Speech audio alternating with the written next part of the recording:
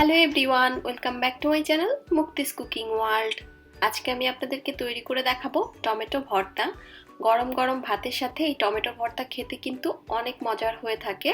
তো আশা করছি আপনাদের কাছে আমার আজকের এই রেসিপিটা ভালো লাগবে। তো চলুন দেখে নেওয়া যাক কীভাবে তৈরি করতে হয়।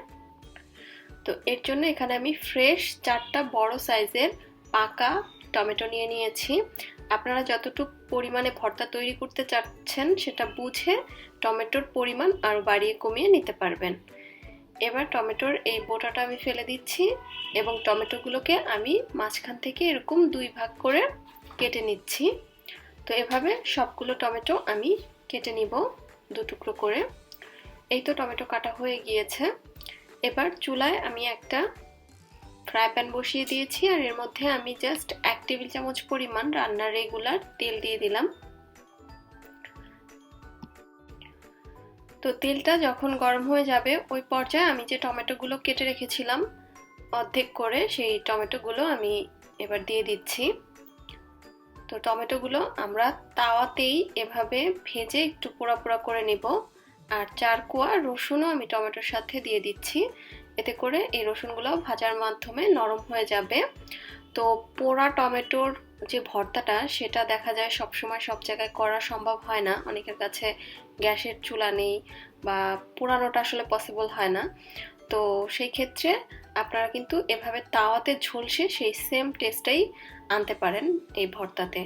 ঢাকনা দিয়ে ঢেকে আমি কয়েক মিনিট রেখে দিয়েছিলাম। এবার একটা সাইড কিছুটা লালচে হওয়ার পরে উল্টে দিচ্ছি। আর আমি কিন্তু এই পর্যায়ে কোনো ধরনের লবণ, হলুদ, মরিচ কিছুই ব্যবহার করিনি, পরবর্তীতে ব্যবহার করব।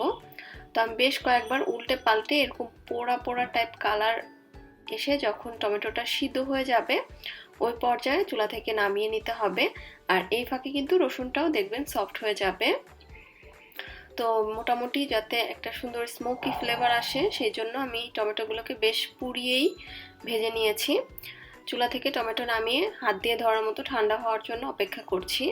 তো যখন ঠান্ডা হয়ে যাবে তখন উপর থেকে এভাবে টান দিলে দেখবেন স্কিনটা খুব ইজিলি উঠে আসবে।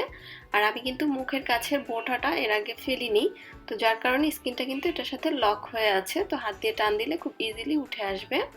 এবার চেপে স্কিন থেকে আমি পাল্পটা বের করে নিচ্ছি। আর হাত দিয়ে এখন রসুন এবং টমেটো ভালোভাবে চটকে মিশিয়ে নিতে হবে বা মেখে নিতে হবে। এই তো হয়ে গিয়েছে। এবার চলে যাচ্ছি নেক্সট স্টেপে। তো আমি চুলায় আবারও তাওয়া দিয়ে দিয়েছি। এবার এর মধ্যে আমি দিয়ে দিচ্ছি 2 টেবিল চামচ পরিমাণ সরিষার তেল। আপনারা চাইলে নর্মাল রান্নার যে তেল সেটাও ব্যবহার করতে পারবেন।